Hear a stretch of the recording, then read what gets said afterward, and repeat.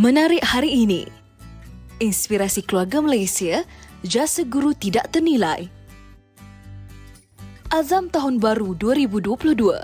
Pembuka tirai 2022 tahun baru pastinya anda mempunyai azam yang baru, impian yang baru, visi dan misi yang baru dan juga umur yang baru. Jangkaan politik dan ekonomi negara 2022. Dan kesan banjir ini pada ketika ini juga saya lihat memberikan impak kepada kemungkinan berlakunya kenaikan harga barang. Okay. Assalamualaikum, selamat pagi. Salam. Macam lagu depan ni. Itulah, kita lagu depan. Baik, Nak masuk dalam TV? Ha? Nak masuk dalam TV? Kalau boleh, cik. Nak duduk sebelah Mak Cik Nah. Sebelah tu tengok sama-sama. pagi. Baik, diharapkan semuanya sihat. Walaupun sekarang ni cuaca kan hujan lebat kan. Jadi cuti kita tu, bila minggu lepas, kita menyambut 2022 dengan cuaca yang sangat tenang, sejuk je dekat Malaysia ni. Itulah, walaupun kita berada di kawasan di sekitar Selangor ni, macam saya berada di Cameron Highland pula kan. Rasa-rasanya lah kan. Tapi kalau kita lihat dalam portal Map Malaysia, kita lihat banyak kawasan memang rata-ratanya hujan lah. Disebabkan itulah ada berlaku macam ada sejuk dekat setengah kawasan kan. Walaupun alhamdulillah hari ini kita bersama dengan anda semua, saya Fazli dan juga Fariha. Hari ini 3 Januari. 2022 kita harapkan tahun ini dapat lebih baiklah berbanding tahun-tahun yang sebelumnya. Amin. Sebab kita lihat tahun 2020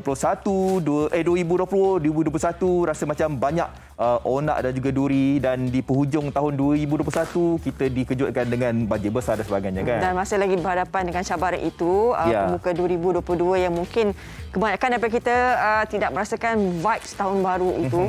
Sebab kita masih lagi memikirkan bagaimana bencana alam ni menimpa kita di Malaysia ni kan. Macam tadi Fadil kata cuaca kebanyakan tempat masih lagi hujan, dan dikabarkan juga sekarang ini di beberapa buah negeri diberikan tumpuan khas, terutamanya di selatan, negeri Johor sendiri. Mangsa banjirnya mencecah hampir 4,000 orang sekarang ini. Dan juga pantai timurnya kan sekarang ini menghadapi keadaan banjir, dan juga katanya nanti ada second wave pula. Jadi mereka sekarang ini dalam keadaan yang berhati-hatilah untuk tahun baru ini. Ya, disebabkan itulah kami di Malaysia hari ini, kalau anda perasan, dah beberapa minggu ni kami memang update perkembangan terkini cuaca di tempat anda semua. Jadi hari ini jomlah kita terus saja nak lihat perkembangan cuaca di semenanjung Malaysia. Kalau anda dapat lihat juga di skrin kami sekarang ni, memang rata-ratanya ada hujan di seluruh kawasan. Sebab apa? Sebab ada beberapa kawasan di sekitar negeri-negeri ini yang ada hujan di sebelah pagi ini juga.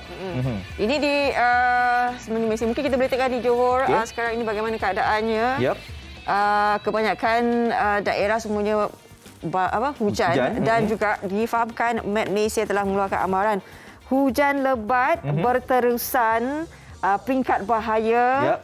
Ada juga peringkat buruk dan waspada ini yang dikatakan bahayanya hujan sangat lebat berterusan dijangka berlaku di Pahang, Kuantan, Bera, Pekan dan Rompin dan serta Johor. Ini sehingga 3 Januari Betul. hari ini. Lepas tu di peringkat buruk pula, hujan lebat berterusan dijangka berlaku di Pahang, maknanya di daerah Jerantut, Bentong, Temerloh dan Maran, Negeri Sembilan, Melaka, Sabah, Sandakan, Telupit, Beluran dan Sandakan dan serta Kudat. Dan peringkat waspada pula, ini update sehingga hari esok lah.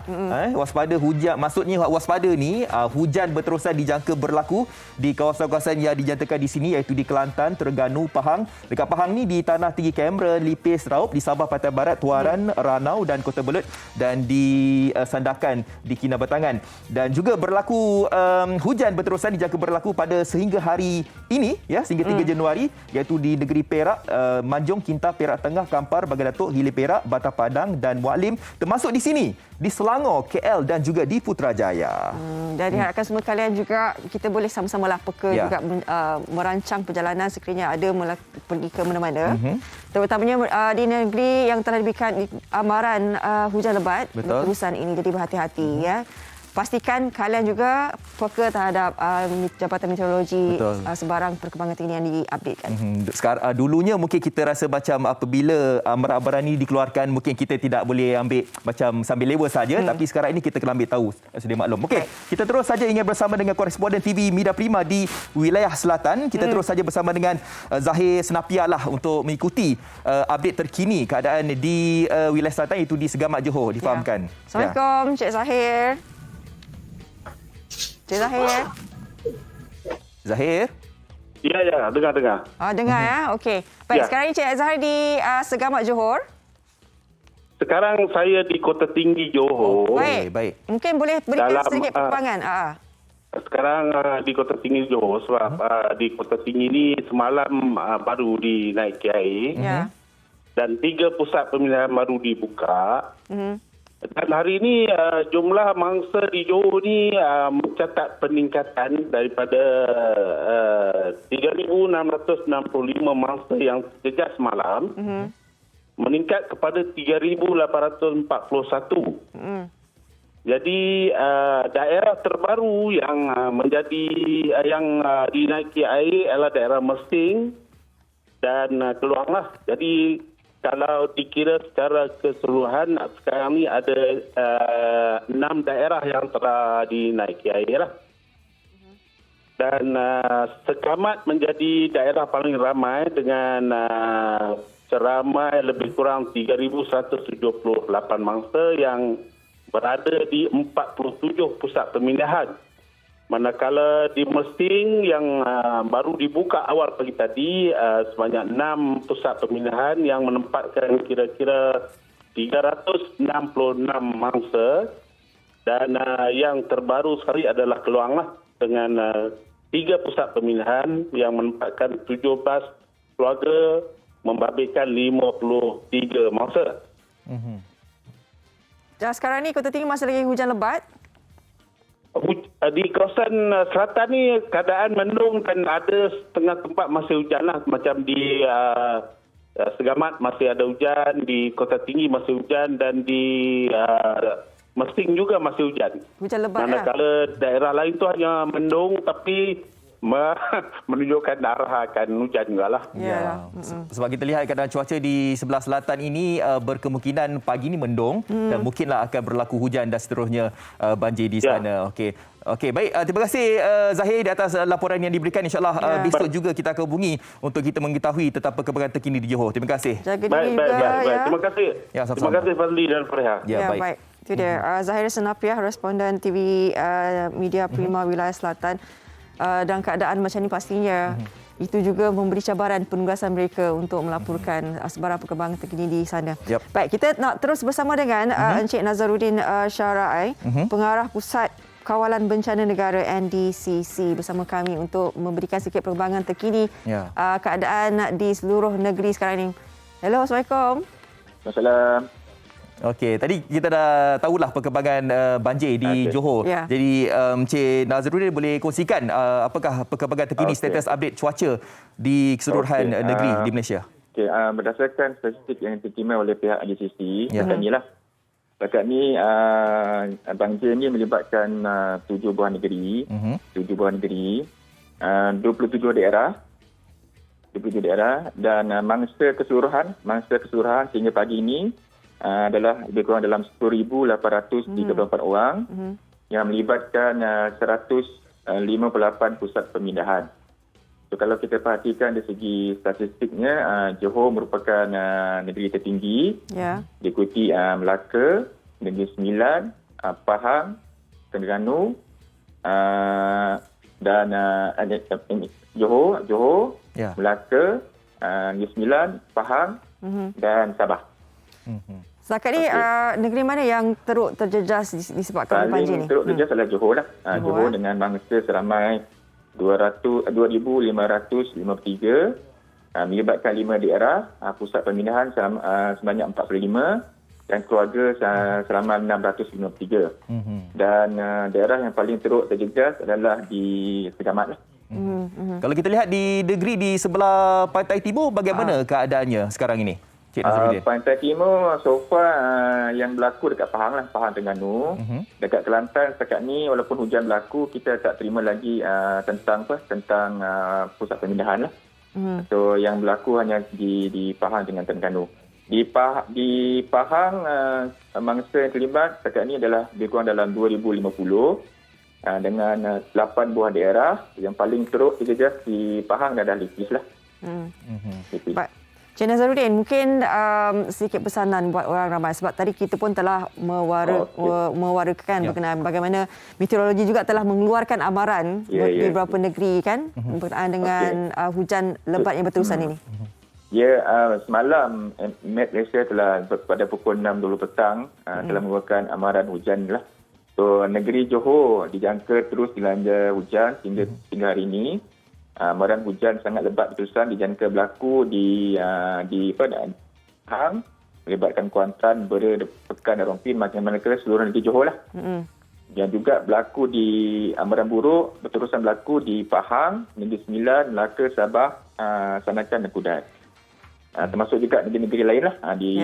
Amaran waspada juga berlaku di beberapa negeri. Ya, okey, baik. Terima kasih Encik Nazrudin dan kita harapkan kita semua dapat mengetahuilah kawasan-kawasan kita yang terjejas akibat banjir semua. Baik, terima kasih Encik Nazrudin Syar'i, Pengarah Pusat Kawalan Bencana Negara NDCC. Okey, kita risaukan hujan lebat di Bukit Putih, banjir dan satu lagi kawasan yang berdekatan dengan sungai ni ataupun laut ni, Tekuk Lok Pasang ni.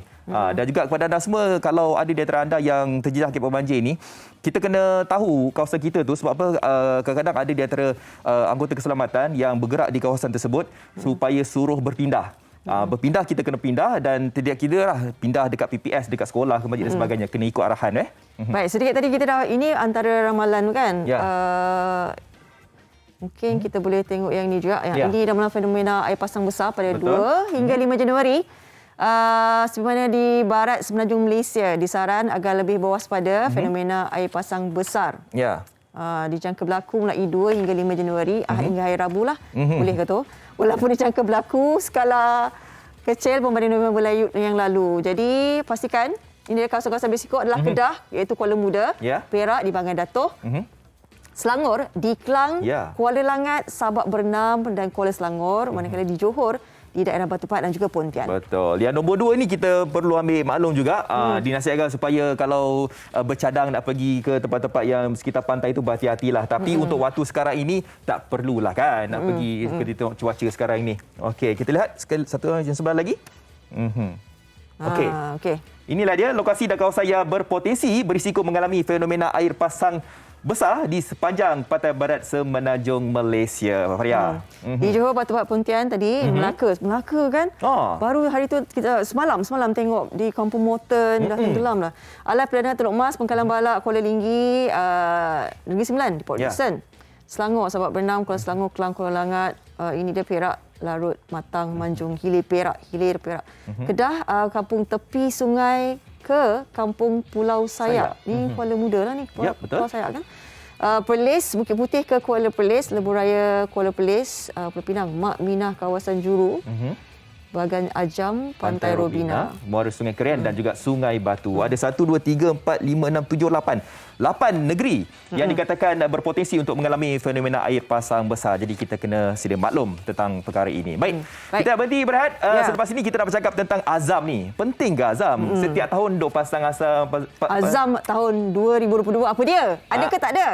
Ada, biarlah rahsia. Tapi dan juga sebab ini kita akan bawakan berkenaan dengan ini inspirasi. Guru ni, anak pelajar, anak muridnya, belikan kereta sebenarnya untuk mengenang jasa. Bagi kereta Cash Ni cash. Cash Bukan. Kita bayar bulan-bulan. Bukan. Baik, semuanya sebelah sini. Di Malaysia hari ini.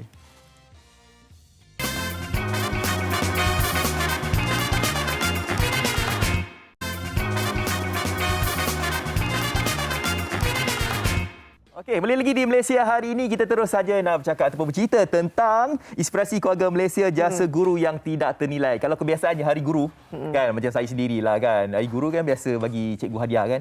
Bagilah macam. Dulu apa hadiah yang awak bagi kepada cikgu? Biasa macam kalau cikgu lelaki bagi macam tari leher. Mahal. Tak, belum mahal. Lagi. Belum mahal. Sebab apa? Sebab share.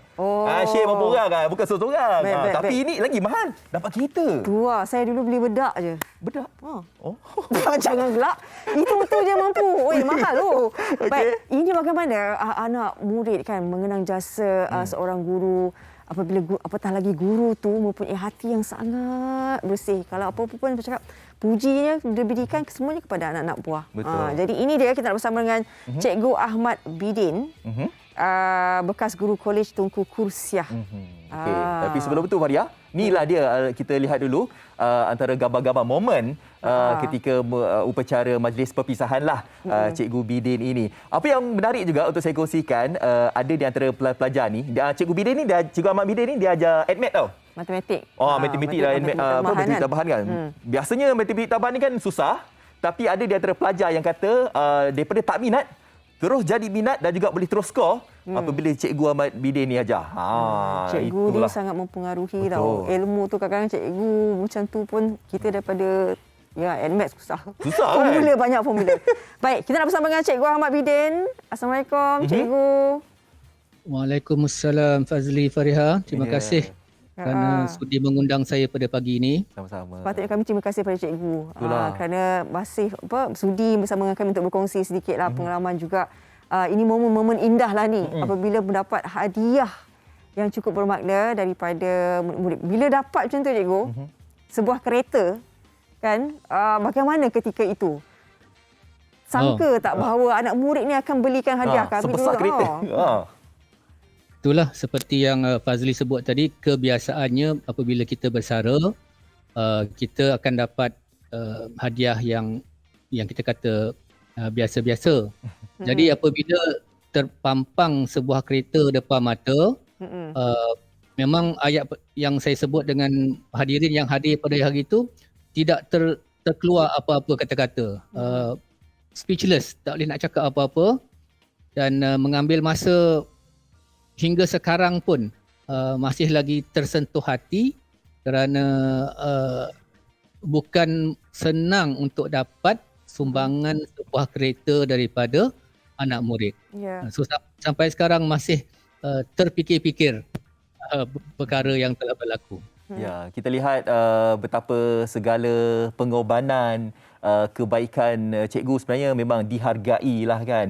Jadi apa yang cikgu berikan sepanjang hampir lebih daripada 35 tahun berkhidmat sebagai guru ini? Apa yang diberikan kepada pelajar ini yang membuatkan pelajar ni rasa macam berterima kasih sangat kepada Cikgu Bidin? Okey, soalan yang sangat menarik dan sehingga sekarang saya masih belum dapat satu jawapan yang mantap. Apa yang telah saya laksanakan ialah saya terima setiap murid saya seadanya, dengan segala kekuatan mereka dan kelemahan mereka. Mungkin mereka lebih boleh memberi feedback yang lebih baik, tapi di pihak saya hanya memastikan yang saya sentiasa berada di sebelah mereka untuk menyokong dan membantu mereka. So soalan Fazli itu memang saya rasa soalan cukup emas lah, tapi sampai sekarang tidak dapat cari jawapan yang terbaik Fazli. Cikgu Ahmad baru bersara 16 Disember 2021. Jadi bagaimana selepas dah bersara, dah jadi orang pencen ni, pastinya untuk kita ni cikgu ni sampai akhir hayat kita akan bawa tanggungjawab cikgu tu. Jadi selepas ni apa perancangan Cikgu Ahmad sendiri? InsyaAllah yang pertama apabila dah bersara ni, dari segi fikiran tu dah tenang sedikit. Tetapi buat masa ini saya masih lagi membantu pelajar-pelajar tingkatan 5 di Kolej Tunku Kursiah untuk memastikan mereka mendapat persediaan terbaik menjelang peperiksaan SPM 2022. So insyaAllah minggu ni saya akan turun bersama dengan guru-guru di kolej untuk cuba membantu pelajar-pelajar di sana. Wow. Nampak tak Bertuahnya pelajar-pelajar Tunku Kursiah ni. Itulah kan? Walaupun dia lah kata orang macam dah pencen tu patut rehat dan sebagainya, tapi Cikgu Ahmad masih lagi nak menyumbang bakti kepada Kolej Tunku Kursiah ini. Okey, Cik Ahmad, kita terus panggil Cik Ahmad. Cikgu Ahmad lah, Cikgu Ahmad. Ini ada satu bingkisan ni yang kami sediakan ini.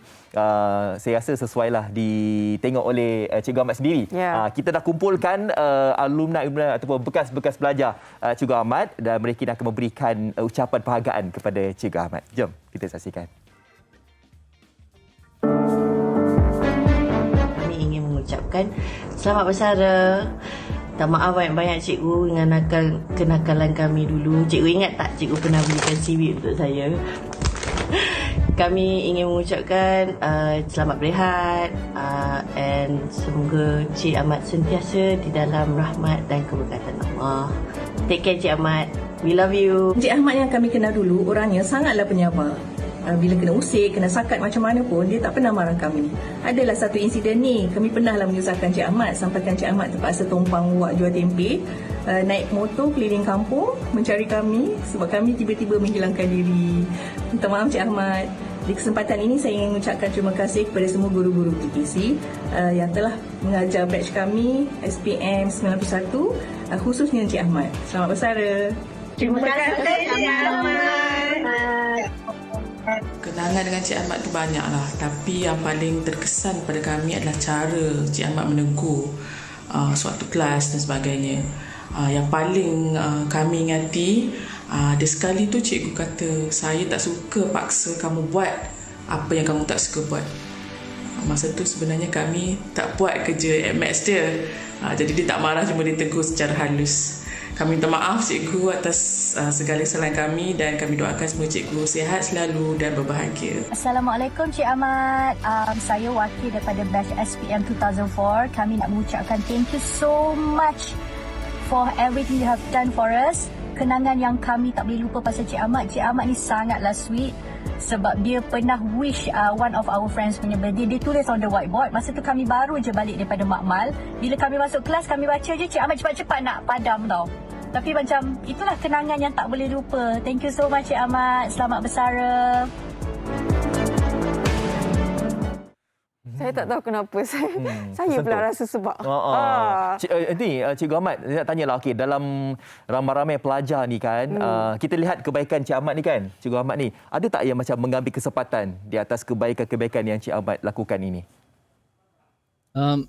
Setakat ni ataupun saya akan jawab tiada, kerana saya beruntunglah agaknya mendapat pelajar-pelajar seperti mereka.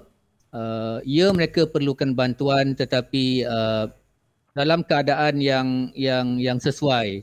Mereka menjaga batas-batas antara guru dan murid. So alhamdulillah, murid-murid seperti mereka ni menjadi keseronokan bagi saya sebagai guru. Alhamdulillah. Cikgu Ahmad, selamat bersara, tapi kami pasti masih ada lagi tugasan yang akan dilakukan di Tunku Kuliah itu untuk pelajar-pelajar SPM nanti. Kami doakan moga sihat selalu insya-Allah. Betul. Nanti bawa kereta yang diberikan tu baik-baik ya. Encik Ahmad, itulah dia. Semoga sihat sentiasa dan stay safe lah bersama keluarga. Baik, selamat bersara dan juga selamat mungkin berbakti jugalah kepada Kolej Tunku Kusyah selepas ini. Baik, terima kasih. Assalamualaikum. Terima kasih banyak cikgu. Waalaikumsalam Fazli dan Fariha. Terima kasih sekali lagi. Sama. Baik. Itu dia Cikgu Ahmad Bidin. Ramai bila cikgu ni jasanya memang sampai ke akhir hayat sebenarnya. Orang kata kalau nak pas belajar apa semua kan, jangan buat jahat dengan cikgu. Betul. Takut tak berkat ilmu tu semua kan. Okay. Baik, kita tadi kan Fadil cakap pasal azam ni. Kadang-kadang kita ni tak tahu ada azam. Faham ke tak azam tu macam mana nak pasang? Kan perlu ke ada? Kadang-kadang tak payahlah ada azam. Okey, kita nak dengar dulu berkenaan dengan harapan sempena 2022 ini dan nanti kita nak kupas lagi. Apa sebenarnya perlu azam ke tidak? Betul? Jom kita tengok dulu. Buka tirai 2022, tahun baru, pastinya anda mempunyai azam yang baru, impian yang baru, visi dan misi yang baru dan juga umur yang baru. Di kesempatan ini, jadi mengucapkan selamat tahun baru 2022. Semoga tahun baru 2022 ini adalah tahun yang paling terindah untuk kita lalui bersama. Selamat tahun baru. Selamat tahun baru 2022 dan semoga tahun ini lebih baik daripada tahun yang sebelumnya. Dan semoga kita sama-sama dapat menjana ekonomi dengan lebih baik pada tahun ini. Kehidupan rakyat sekarang semua dah makin inilah tahap yang dah teruk kan. So harap telah tahun depan pada tahun 2022 ni tak ada sekali musibah yang menimpa. Harap rakyat sekarang ni makin berusahalah untuk meneruskan kehidupan lah. Dari segi peribadi, semestinya macam kita sebagai seorang muslimah, orang Islam, kita nak lebih beristiqomah, insya-Allah, lebih dapat membahagiakan keluarga, family saya, mak saya semua, kalau boleh lebih banyak lagi bersedekah. Saya mengharapkan satu pengelolaan negara yang lebih baik lah. Seperti contoh macam sekarang ni kita dilanda banjir dan kita mengharapkan satu pengurusan yang lebih teratur, lebih mementingkan rakyat, sebab kita dapat lihat rakyat Malaysia ni satu masyarakat yang majmuk. Jadi alangkah sayangnya jika kerajaan tak dapat berganding bahu bersama rakyat. Azam saya untuk tahun 2022 nanti, saya dapat sambung belajar ke pengajian yang mana saya minati daripada saya kecil lagi. Sekarang saya bekerja sebagai khidmat penghantaran makanan yang mana dalam misi untuk kumpulkan duit untuk saya sambung belajar. Semoga tahun ini adalah tahun yang lebih bermakna untuk kita semua, dan saya mendoakan kita semua diberikan kesihatan yang baik dan juga kita sentiasa kuat menghadapi segala cabaran dan dugaan yang akan mendatang. Semoga tahun ini adalah tahun yang baru dengan prestasi, tujuan dan juga semangat yang baru. Tiada apa yang mustahil jikalau kita inginkan sesuatu. Itu dia. Sebahagian daripada mewakili rakyat Malaysia juga bagaimana meluahkan azam dan sebagainya. Faria tahu tak top 3 azam? Apa? Pertama, cuba teka. Kurus. Betul. Turunkan berat badan. Yang kedua? Menamatkan zaman bujang. Yang ketiga? Apa? Nak beli rumah. Itu top 3 lah. Top 3 Berdasarkan survey yang saya tahu dibuat. satu tu je, yang atas tu. Tapi yang sebab saya tengok tetamu kita hari ni, saya punya dah lama tak jumpa beliau ni. Tiba-tiba datang, kenapa you kurus? Dia kata azam tercapai. Baik, kita bersama dengan Dr. Said Adam Al-Habsyi, perunding motivasi. Assalamualaikum. Selamat pagi. Waalaikumsalam. Jealous tengok kurus. Betul ke azam sebenarnya? Betul ke azam kurus? Tak. Adalah sikit-sikit. Bukan top azam saya lah. Tapi memang plan untuk nak bersukan lebih sikit dan maintain antara. Tapi kadang-kadang ada seseorang tu nak pasang azam tu kena ukur baju di badan sendiri juga. Betul. Kadang-kadang kita pasang azam yang kita tak boleh terjangkau pun. Ada juga yang berfikiran sebegitu rupa. Tak apalah, kita tanya dengan doktor nanti. Betul tak? Sekarang lah. Nantilah. Betul. Azam ni dia kena realistik lah. Ukur baju di badan sendiri tu peribahasa lama kan. Tapi bahasa moden sekarang kita pakai realistik. So you nak buat azam, you kena realistik dengan you punya plan. Kan? Sebab kalau you buat azam yang tak realistik, maka you akan mungkin akan terpesong sama ada tak tercapai ataupun you akan buat benda-benda yang tak sepatutnya untuk nak capai azam tersebut. Contoh macam kalau kita pergi gaji banyak ni, lepas tu kita pasang azam nak beli kereta yang mahal, maka mungkin akan menjebakkan kita untuk buat corruption, rasuah. So azam mesti realistik dengan apa yang kita boleh mampu untuk dapat capai. Okey, tiap-tiap tahun kan, bila tahun baru je kena ada azam baru. Tahun baru azam baru. Tapi sejauh mana kita ni, rakyat kita ni, kita faham bahawa azam tu sebenarnya perlu ada. Kadang-kadang bila kita buka ada setengah orang tak perlulah azam kan. Sejauh mana kepentingan perlunya ada azam, bina azam tu? Alright. Azam ni sebenarnya dia ada tahun baru, dia ada harian, dia ada bulanan kan. Kita kena set azam-azam yang sepatutnya lah. Macam contoh dalam rukun Islam pun kita ada benda yang kita kena buat sekali seumur hidup. Ada yang kita kena buat 5 kali dalam sehari. Ada yang kita kena buat dalam setahun kena buat. Ada yang kita kena buat seumur hidup buat sekali. Macam mana apa yang nak tahu, dan orang kat rumah kena kajilah apa benda rukun Islam yang mana yang kena buat sehari, yang mana yang kena buat ni. So sama macam azam, ada orang kata lebih baik buat azam setiap hari. Sebelum tidur, setiap malam kita kena azam dan kena buat. Ada yang akan buat untuk setiap tahun. Bagi saya itu kita ikut perancangan kita. Short term plan kita buat azam harian. Long term plan kita buat azam tahunan. Dan untuk nak buat azam ni bagi saya adalah satu benda yang bagus sebab dia memotivatkan diri kita untuk bergerak dan ikut apa benda yang kita dah tetapkan untuk kita pada tahun itu kan. Contoh macam KPI, kalau kita nak buat, kita ada set KPI dan kita follow through kita punya KPI. Saya nak achieve benda ni, saya nak achieve benda ni, saya nak dapat benda ni. Yang kita boleh follow, mudah untuk kita nak kecapi atau capai matlamat yang kita nak ada tu. So bagi saya azam ni perlu ada, azam ni perlu realistik, azam ni perlu dengan niat. Sebab kita innamal a'malu binniyah, semua benda bermula dengan niat. So dan yang paling penting bagi saya ialah azam kita kena tahu kita punya end game. Apa yang kita nak capai kat ujung tu. Dan kita boleh set end game yang jauh, iaitu akhirat yang terbaik. End game yang dekat sikit untuk kehidupan duniawi, supaya sebab kehidupan duniawi ni investment untuk akhirat. So kita kena balancekan benda tu semua. Dan kita kena tetapkan niat yang betul. Kalau niat you betul, bila you dah pasang niat yang betul, insya-Allah lagi mudah untuk nak capai. Nak bercakap tentang end game tu, sebenarnya semua orang boleh bercakap, Doktor. Saya boleh bagi satu contoh lah, azam nak kurus lah. Kenapa agaknya individu-individu ni bertahun-tahun cakap nak kurus, tapi sama saja, kan? Jadi mungkin Doktor boleh kongsikan tentang tip untuk kita ni nak bertindak bagaimana? Baik.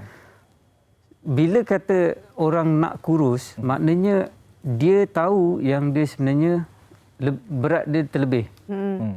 Maknanya dia tahu adalah untuk kebaikan dia, untuk dia capai sesuatu. Sebab kita hendakkan benda yang baiklah untuk diri kita. Kita tak nak benda yang terburuk untuk berlaku pada kita. So bila orang kata saya nak kurus, bermakna dalam assessment diri dia overweight ataupun dia obese ataupun dia terlebih berat ataupun dia belum capai BMI yang terbaik untuk dia.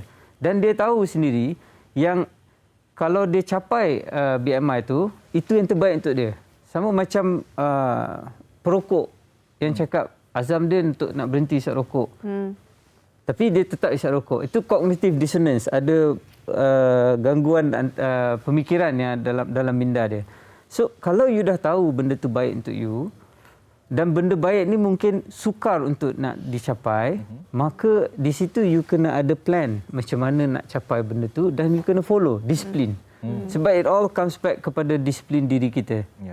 Kalau nak betul-betul capai. Dan bila macam Fazil cakap, kalau orang tu nak kurus, maknanya dia tahu dia perlu kurus. Dia perlu kurangkan. Dugaan pun banyak. Dugaan banyak betul. Dalam hidup memang tak ada benda yang tak ada dugaan lah kan. So kita kena, kalau you dah tahu benda tu baik untuk you, dan sebab tu you tak boleh set goal yang terlalu unrealistic. Contohnya saya nak lose weight berapa banyak dalam masa sebulan. Memang tak logik lah.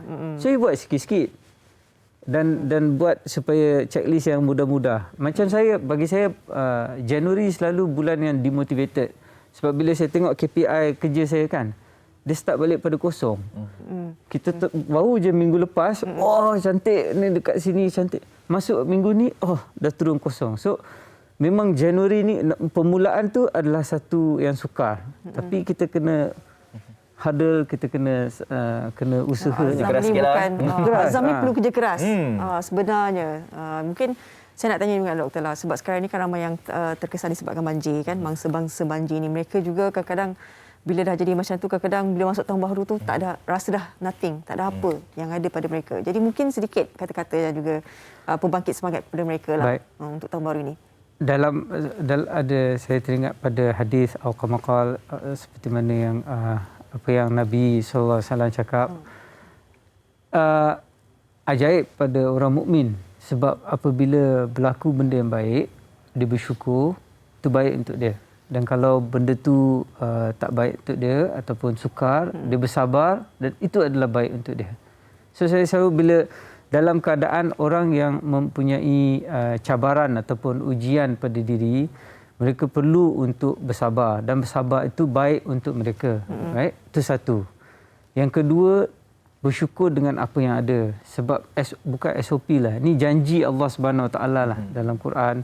Dia kata, kalau engkau bersyukur kepada aku akan tambah nikmat engkau.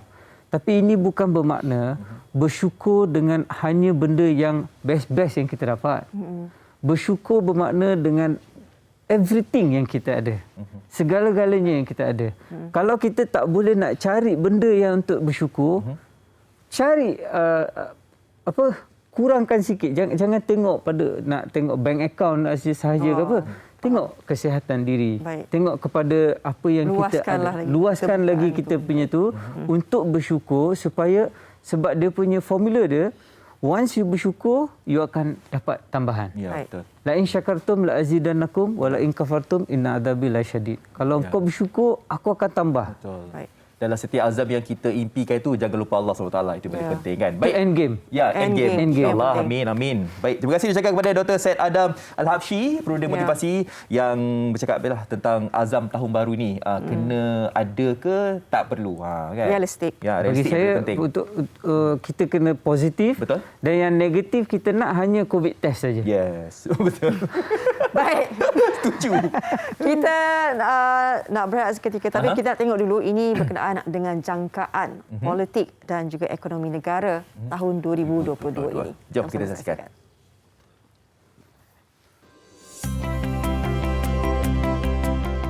Suasana politik Malaysia dan ekonomi negara sepanjang tahun 2021 turut terkena tempiasnya. Pelbagai cabaran harus didepani demi kesejahteraan rakyat. Apa pula jangkaan pada tahun 2022 bagi kedua-dua sektor utama ini? Apa pendapat doktor bagi jangkaan bagi politik dan ekonomi pada tahun 2022? Kalau kita kira purata inflasi kita adalah sekitar 1.6% daripada 2011 hingga 2021.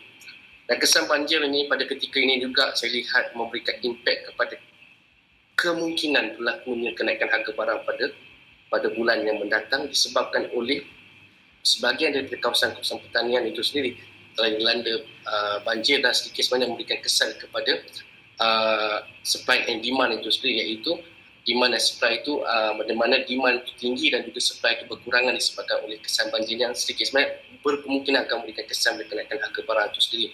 Dan juga kalau kita lihat dari banjir itu sendiri, impaknya bukan saja tahun ini, dia melangkaui tahun ke tahun depan sebenarnya, terutama pada 10 tahun pertama 2022. KDNK negara kita lebih daripada 40% bergantung atau disumbang kepada Selangor dan Kuala Lumpur yang terjejas teruk disebabkan oleh banjir yang berlaku pada ketika ini. Dan kalau kita lihat banjir yang berlaku pada 2014 sebelum ini, kerugiannya di bawah 5 bilion. So kesan daripada banjir ini akan ada impaknya pada 2022 khususnya dalam konteks kesan banjir itu kepada ekonomi rakyat itu sendiri. Dalam konteks politik itu sendiri, pada pandangan saya, selepas sahaja termeterai MOU iaitu sehingga 31 Julai 2022 tidak diadakan PRU ke-15, sebolehnya kita selesaikan segala urusan rakyat. Dan harus diingat kita berhadapan dengan banyak krisis, bertambah krisis. Yang terbaru adalah krisis bencana alam itu sendiri yang menyebabkan terdapat keperluan untuk politik ini diredakan seketika pergeseran politik sehingga satu masa yang sesuai untuk diadakan PRU ke-15. Saya melihat isu politik ini perlu diredakan seketika dan teruskan politik berdamai sehingga satu masa yang sesuai untuk PRU ke-15. Pada pandangan saya terdapat keperluan untuk divoting melihat semula dari segi pertamanya perlu beralih kepada perniagaan bersekutu yang dilaksanakan secara online. Kalau kita lihat pada ketika ini ekonomi digital berkembang dengan begitu signifikan, iaitu kalau saya bagi satu contoh, pada Januari hingga September 2021 ekonomi digital menyumbang 23%, iaitu sekitar 780 bilion ringgit. Dan pada pandangan saya inilah dia sebenarnya lubuk emas untuk rakyat dan khususnya P40 untuk beralih daripada ekonomi atau perniagaan secara fizikal.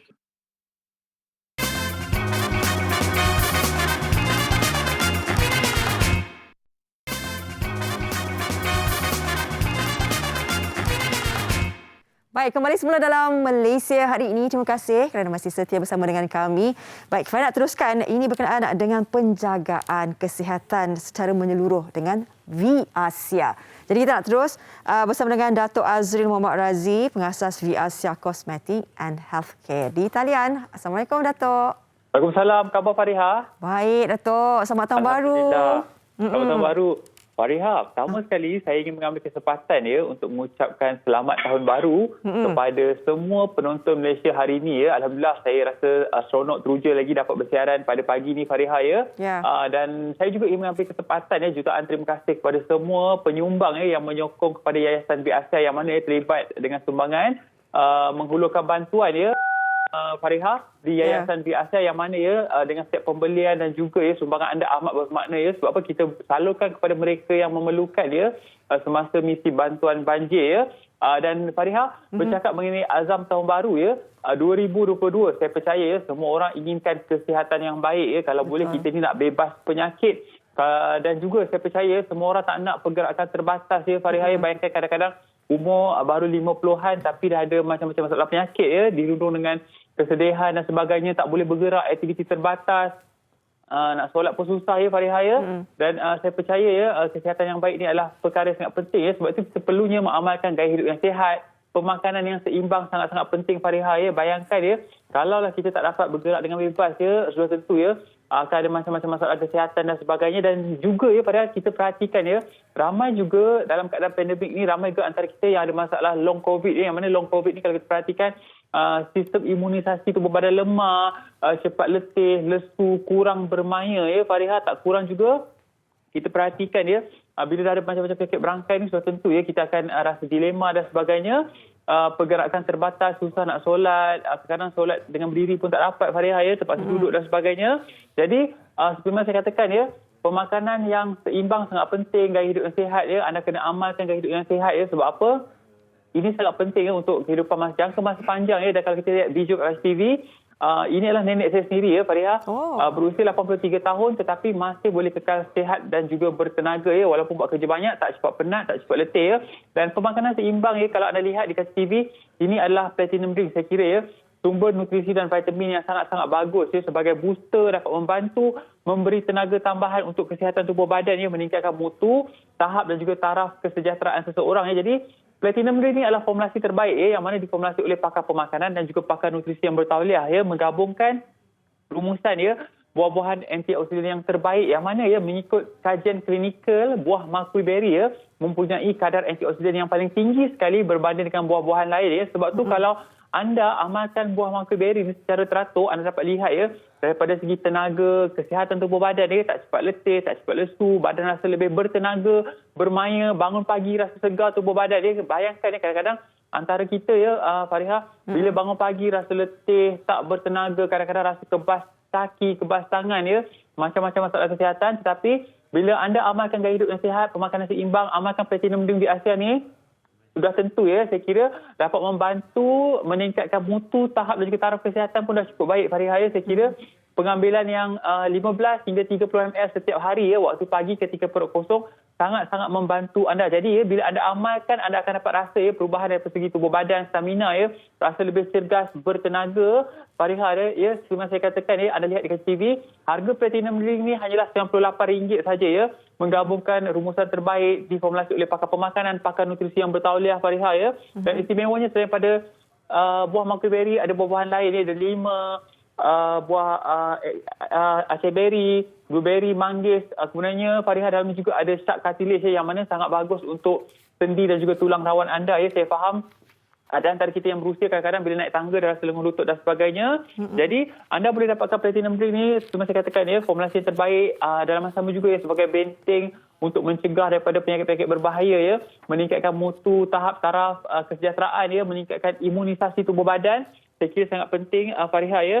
Jadi jangan lupa amalkan waktu pagi ataupun pagi ketika perut kosong 15 hingga 30 minit dah mencukupi Fariha. Dan seterusnya ya, maklum-maklum pengguna yang amalkan ya, mereka rasa lebih bertenaga dan juga lebih sihat ya Fariha. Dan kalau waktu pagi anda amalkan Platinum Drink, waktu malam anda boleh dapatkan jus hasiat lega, yang mana jus hasiat lega ya, saya masih menunggu di kaca TV. Jus hasiat lega ni Fariha menggabungkan 5 ramuan terbaik ya, seperti lemon, halia, juga apple, bawang putih ya Fariha, yang mana rumusan-rumusan ni seperti bawang putih dan juga halia ni dapat membantu mengurangkan paras kolesterol berlebihan dalam tubuh badan, membuang lebihan angin dalam tubuh badan ya, seterusnya baik untuk penghadaman, yang mana ya mengikut kajian ya, masyarakat di negara China, mereka mengamalkan bawang putih ya, mereka percaya khasiat bawang putih ini dapat membantu memanjangkan hayat seseorang ya, tubuh rasa lebih bertenaga. Sebab apa ya, bawang putih sendiri mengandungi ramuan antioksidan yang sangat baik ya, untuk tubuh badan memerangi radikal bebas. Jadi dapatkan jus hasiat lega ni juga anda boleh amalkan waktu malam ya. Kalau saya suka amalkan waktu malam, sebab apa, bila amalkan waktu malam Fariha,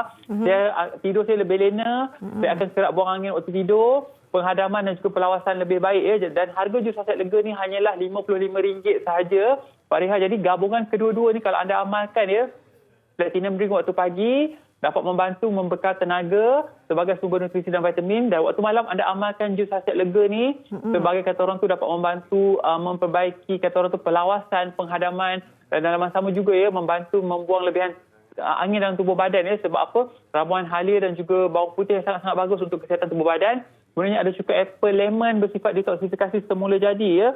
Dan satu lagi yang ada ialah madu. Saya percaya juga hasiat madu ni ramai orang amalkan juga ya untuk kesihatan menyeluruh. Dan yang terakhir Fariha, untuk urutan serbaguna anda boleh dapatkan lotion panas asli Biasia, yang mana lotion ni sangat-sangat laris di pasaran ya. Harga RM26, guna sikit dah cukup sebab apa, lotion ni cukup panas. Anda boleh gunakan sebagai lotion urutan ya untuk lengoh-lengoh, kaki ke lutut, dan juga ya paling bagus saya suka guna kat perut saya, dapat membantu mengurangkan rekahan. Kesan selulit, fresh mark sangat-sangat bagus Fariha. Sebab apa ya, lotion ni sangat panas, guna sikit dah cukup. Waktu malam RM26 sahaja. Dan juga ya Fariha, bagi anda yang nak konsultasi secara percuma boleh hubungi online kami hari ini 1-800-883-990 ya. 1-800-883-990 untuk konsultasi secara percuma.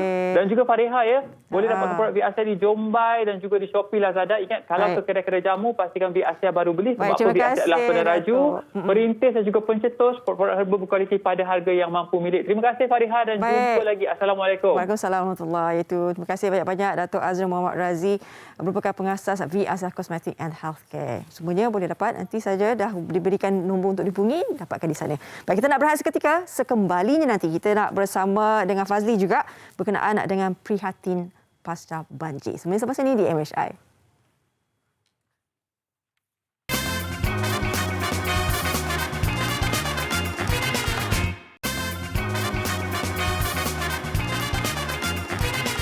Okey, apabila banjir melanda, banyaklah kawasan-kawasan yang terlibat akibat banjir ini ada harta benda yang rosak, dan yang paling penting adalah sisa pejal-pejal tu yang kita nak lupuskan tu, takutlah ada dekat depan rumah dan sebagainya. Jadi kita ada satu yang ingin kita kongsikan, iaitu SW Corp yang prihatin dengan pasca banjir ini, yang mungkin akan mengambillah sisa pepejal tersebut untuk kita letakkan di kawasan yang betul. Untuk itu kita terus saja bersama dengan Senior Zulkifli Tambici, Timbalan Ketua Pegawai Eksekutif Teknikal Perbadanan Pengurusan Sisa Pepejal dan Pembersihan Awam ataupun SW Corp. Assalamualaikum. Waalaikumsalam. Terima kasih Cik Fazli dan juga Cik Fariha. Baik. Berkenaan dengan yang banjir sedang melanda ni kan, kita tahu macam mana Fadli cakap tadi, banyak pastinya sisa-sisa buangan dan sebagainya, sampah sarap. Kan pastinya perlu diuruskan dengan baik sekali. Jadi bagaimana pihak SW Corp sendirilah melakukan kerja-kerja pembersihan ini di kawasan yang terjejas? Okey, terima kasih. Terlebih dahulu, terima kasih menjemput saya untuk temu bual bagi liputan khas pasca banjir ni. Dan seperti mana yang semua sedia maklum bahawa memang keadaan banjir di kawasan-kawasan yang terlibat ni memang agak teruk. Dan pihak SW Corp ialah salah satu agensi lah yang bertanggungjawab untuk menguruskan sisa pejal dan pembersihan awam untuk 7 negeri yang sebenarnya untuk timur pakai Akta 672, iaitu Perlis, Kedah, Negeri Sembilan, Melaka, Pahang, Kuala Lumpur dan Johor. Walau bagaimanapun SW Corp ni kita di bawah KPKT. Kita diminta untuk turut membantu Negeri Selangor yang agak terjejas ni bagi merawat keresahan penduduk di kawasan yang mengalami banjir dan di atas semangat keluarga Malaysia lah. Dan kerja-kerja pasca banjir ni kita telah bermulakan pada 19 Disember yang lepas dan kita berterusan sehingga kini.